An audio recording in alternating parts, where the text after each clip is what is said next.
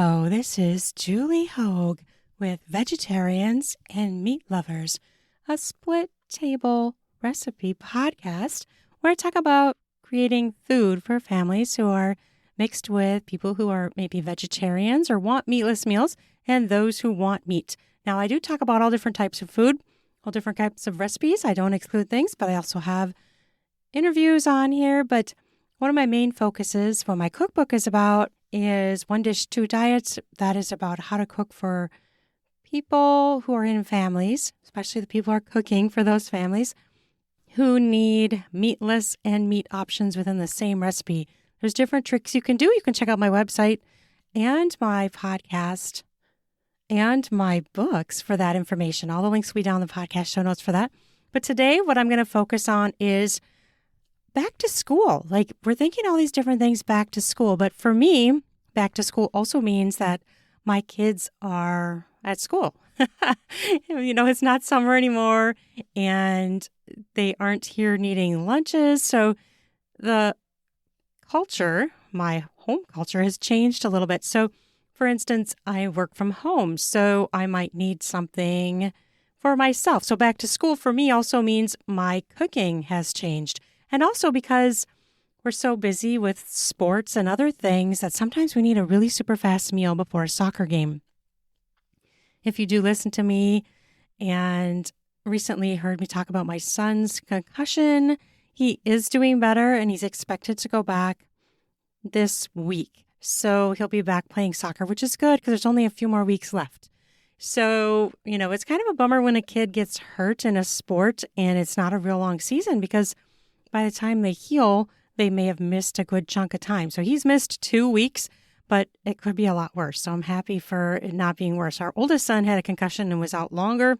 So you can't mess around with this stuff. Once they get one, they're more prone to them. And you really have to make sure they fully heal. Otherwise, you can re-damage it very quickly. And we only get one brain, right? And it's so weird because you don't necessarily realize, like, for instance, he would get a headache with homework and he just kind of blows it off like it's nothing. But in wake of getting hit in the head, that's concerning. And so something that they might just like blow off and not think is a big deal, or even pressure in your head. Isn't that crazy? Anyway, if you have kids in sports, you probably know what I'm talking about. Injuries happen, and it is a part of it, unfortunately. But speaking of sports, it changes the way we eat when we're in the heavy game season. When we're soccer, he also does soccer through a club, so that gets really busy. So we might need something really fast to eat, or we may get home late and need something quick. So these ideas that I'm going to talk about today also fit those scenarios quite well. So I'm a big proponent of eggs. I love to use eggs. And if you haven't listened to this, you should go back and listen to Lisa Steele. She is the egg woman. And I learned a lot from her. Her interview was really interesting. And I did not know that cage-free eggs is different than free range. And she said caged chickens are actually better than cage-free. Cage-free only means that they're just in an open area. It doesn't mean they get to go outside. Free range, pasture fed or pasture led or whatever they say, those chickens get outside into a more normal, natural environment, the way chickens are supposed to live. And the cage-free just means that they take the cages away. So they might still be within a barn and they can get kind of mean to each other. So she said, this was really interesting to me. She said she votes for people to either do regular eggs where they're in cages or the pasture or the out to pasture ones, or free range, I think is a common phrase, because those chickens are more protected. The openness, they get outside, they don't get stuck in an area. So cage-free really isn't as great as it sounds because they might all be within this big square area or a big room and they peck each other. They're not very nice. So that really changed the way I buy eggs. And this podcast episode is about eggs. It's about quiches. So I wanted to mention that because that's something I had never heard before. So it's better to buy the free-range eggs or the regular eggs over the cage-free. And I would have never thought that until she explained it to me. Anyway, she's got a great, what do you call it? discussion with me and talking about how to do chicken keeping and having backyard chickens and just all the different kinds about things about eggs. So it's really interesting. Go check that out. So I'm going to talk about quiches for 1 or 2 people. And why is this great? Because number one, I can have it at my lunchtime when I may be the only one here. My husband may be here too. So maybe it's 1 or 2 people that are wanting something quick. We often do leftovers a lot. We're a big fan of that because we're both busy and we want something fast. But this is also a great option to do something really fast, a mini quiche for 1 or 2 people. So I'm going to talk about some recipes there. And these recipes are actually from my little skinny book, American Midwest Cooking Quiches, which is a series I've started, and I'm working on pasta salads, a little book for pasta salads too. It's a little book, and I don't know, it's maybe like 20 some recipes in it, and that's on Amazon. So this is really fun. And then the other way I love to do this is, say my son gets home and wants something quick before a game. This works well. Say we all go to a game, we don't get home until like 7:30 or 8 at night. We're all hungry. We need something fast. This works great, especially if my oldest son has already eaten. So there's 2 or 3 of us, depending on who it is. And so we need something quick and fast. And we don't want to take an hour to make something. We want something fast. And we don't always want to open a can of soup or throw in something frozen. This is fresh. So, okay, the first one I'm going to talk about, which is really interesting. I came up with this one day just messing around in the kitchen. Quick Mexican air fryer quiche. Yeah, use your air fryer. What you will need is an air fryer, obviously, cooking spray, 1/4 cup tomatoes and chilies, that kind of can where it comes with tomatoes and chilies, and you drain it. 1 egg, 1/4 cup quesadilla cheese shredded, sea salt to taste, black pepper to taste, and 1 tablespoon sour cream to top the quiche, and jalapenos to garnish if you so choose. This is so easy. And salsa. Salsa is great on it too for garnish. This is super easy and fast. I mean, like really fast. So you spray a ceramic dish with cooking spray, and it's going to have to be one that will fit in your air fryer, obviously. Add the tomatoes and chilies from the can, pre-drained, and add that to the dish. Crack an egg into the dish. Break the egg with a fork and stir. So do it all in one little thing that you're going to cook in. Top with the shredded quesadilla cheese. Sprinkle with sea salt and black pepper as desired. Bake for 12 minutes at 320 degrees in your air fryer until the top is golden. Use a spatula to remove the patty from the dish. I call it a patty because I used my little square Corningware dish that I had that was my mom's, which unfortunately the dog broke. So now I no longer have it. So now I need to find a small one similar to that will fit in my air fryer. But it works perfect. So I made this little like square patty of a quiche.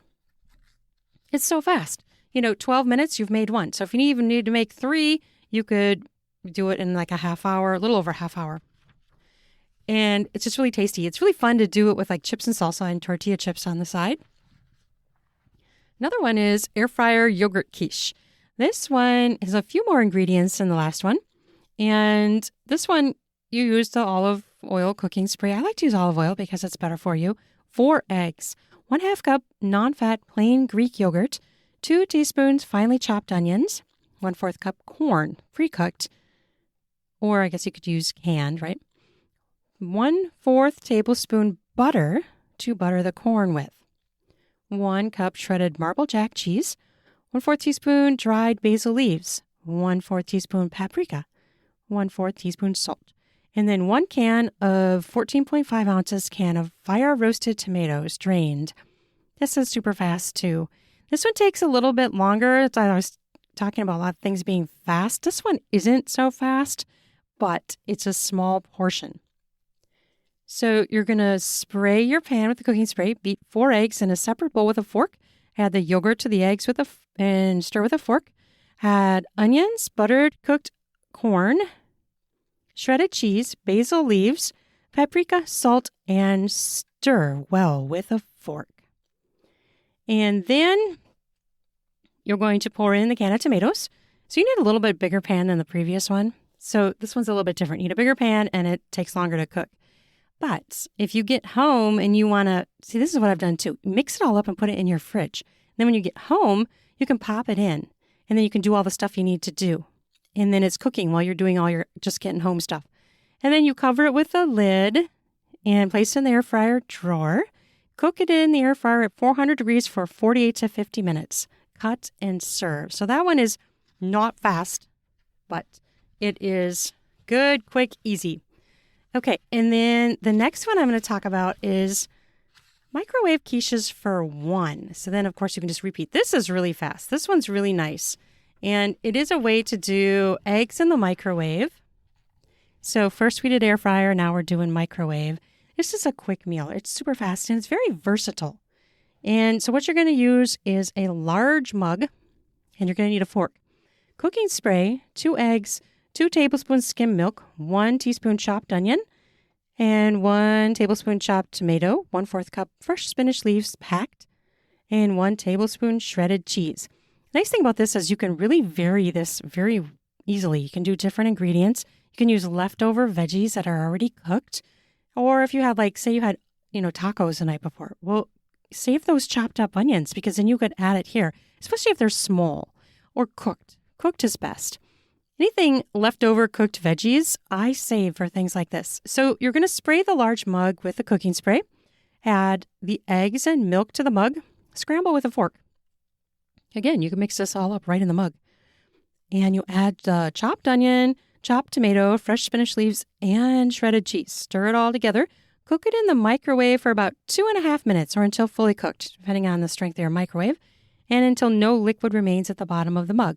Scoop out the quiche and place it on a plate to serve. And this is really good too because it looks like those little, you've ever seen those like little mini quiches that people do in like muffin tins? So it makes kind of like a little patty. And this does the same thing, except it's a mug. You could use any shaped mug you want, really. I've done it in small, tall, small mugs, so then it becomes like a tall quiche. Or I've done it other ways where you do a bigger one and you get a bigger patty. You can even take that and put it on a bun and make it into a sandwich.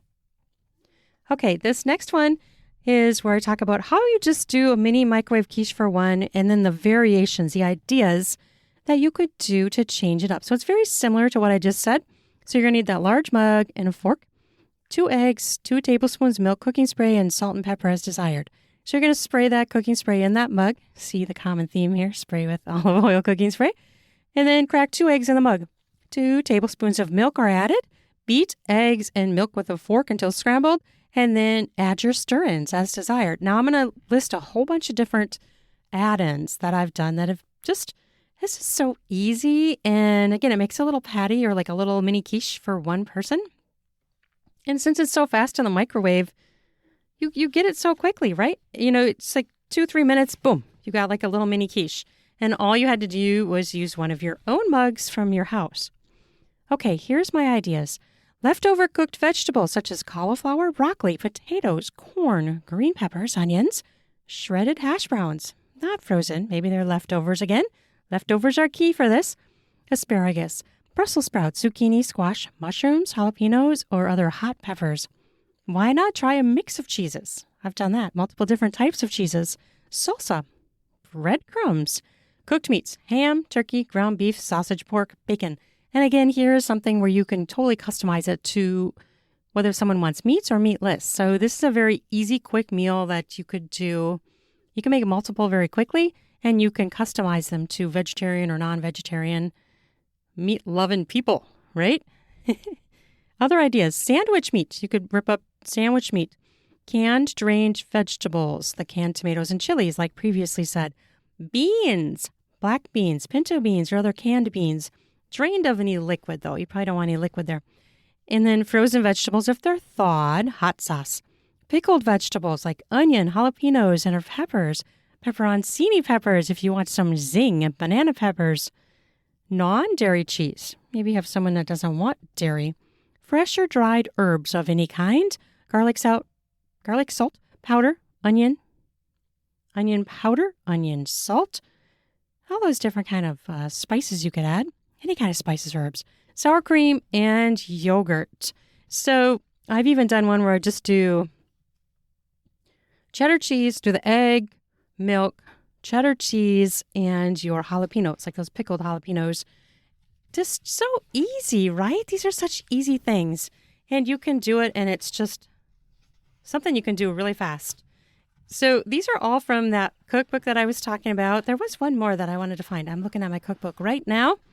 And where did that little puppy go? Hope you're having a good fall. I am. It's going too fast, though. I feel like I want it to go slower. It's going to be the holidays before we know it, right? And then we're going to be like, wait, what happened to fall? I feel like that's how we are with summer. What happened to summer? Okay, this is a spinach quiche. All right, so this one's also in the air fryer. You're going to want a small ceramic dish and 700 milliliters container, sort of is what worked for my air fryer. I know there's different size air fryers out there. So you're going to want your cooking spray again and spray that pan. 1 egg, 1/2 teaspoon coconut oil to grease the pan. If you don't use coconut oil or cooking spray, I go back and forth. I really do like the cooking spray though. 1 tablespoon skim milk, 2 tablespoons mild salsa, 1 teaspoon diced onion, up to 1 tablespoon to taste, 2/3 cup spinach leaves packed loosely, and 1/3 cup quesadilla cheese shredded. And of course, you can do any different kinds of cheese you want. So you're going to spray that pan again with the cooking spray or use coconut oil if you really want to try that. Some people say that's pretty good for you too. Add 1 egg and 1 tablespoon skim milk and scramble with a fork. Add your salsa, diced onion, fresh spinach leaves, and your cheese. Stir slightly while keeping most of the cheese on top so it will get golden brown. That's what I like to do anyway. Make that kind of crusty, brownish crust of cheese on top, which always is so appealing and tasty. Then you're going to cook it uncovered in an air fryer for 18 minutes at 320 degrees or until the egg is fully cooked. So this again is a little bit longer, but not like super long. You're going to scoop the mini quiche out by running a spoon along the edges and spooning the whole thing out. Add salt and pepper to taste. So this is another easy one. I'm all about easy. I am super busy. I'm a business owner. I run multiple businesses and I run my home. We've got 3 dogs. Yes, 3 dogs and a guinea pig. And we're constantly busy. We're on the go all the time. So I love to cook and I enjoy it. But sometimes I just need this easy stuff to make my life easier and better and more doable and relaxing. Like, end of the day, I want to sit down too. I don't want to be cooking for 2-3 hours. No, thank you. I save that for the weekends. Like last night, I made something. Oh, I'm going to have a hard time saying this. How did I say it? Bibimbap. I don't know if that's even right. Anyway, it was a Korean dish, and it was rice and all these veggies, and it really was good. I found the recipe online, and my middle son, really, really loves Asian food. So I wanted to try this. It was a lot of work, and it used soft boiled eggs. Have you ever done that? Those suckers are hard to peel. My son gave me a tip that, because he likes to cook too, he said, put them in the fridge for a while. They get a little bit easier to peel, but those suckers are hard to peel. Maybe I didn't cook them long enough, but boy, they're a lot harder to peel than the hard-boiled eggs. But anyways, so that called for that too. It was really interesting to all the different things that were added. I love trying different cultures' foods, right? And making it. And this was a really interesting meal, and it really was very different from American food. So it was really fun. It was really good. Do you do that kind of stuff? I like to do it. It's fun. And I've created things. One thing I want to put on here is one of these times I need to put my peanut recipe on here, peanut sauce. Because I took it from someone I had on as a guest here, and I took her recipe and I ended up altering it. And oh my gosh, it's to die for. So I got to make a note to talk about that peanut sauce recipe. Maybe the next episode, if I can keep my brain wrapped around that. Well, thank you so much for listening to this, and I hope you enjoy it. I hope you enjoy my cookbooks, and I also have a book out there for helping you get through loss. I was inspired to write a blog post on my website about how to deal with celebrating your mother after she passed away. And so I created this blog post, and it always gets hit. So I made it into a little bit longer of a book. It's a little short kind of pamphlet-like book, but it gives ideas of how to celebrate your mom after she has passed away. And it's just gives ideas that are more celebrating and more positive.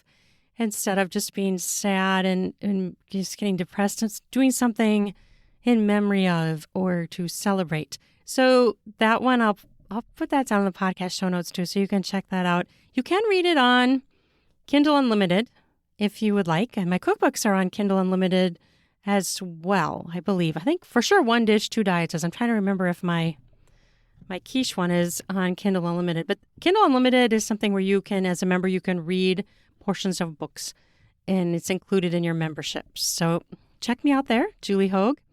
And I hope you enjoyed this. I hope you are having a wonderful fall, and we'll be back soon. You take care and happy eating. Enjoy your food. So much good stuff to enjoy. Take the time to make food, and if you don't have the time, do quick stuff like I said. There's so many good things that can be quick too. All right, you have an amazing day. Bye-bye now.